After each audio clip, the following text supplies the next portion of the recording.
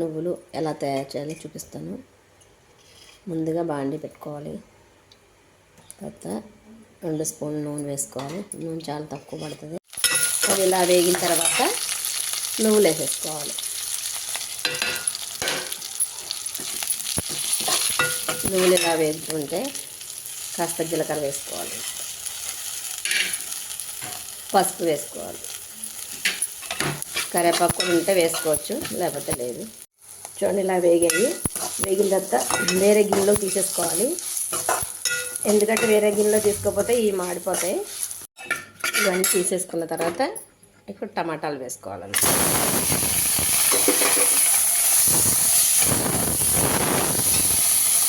టమాటాలు వేసుకొని చింతపండు కూడా వేసుకోవాలి. తర్వాత కరివేపాకు,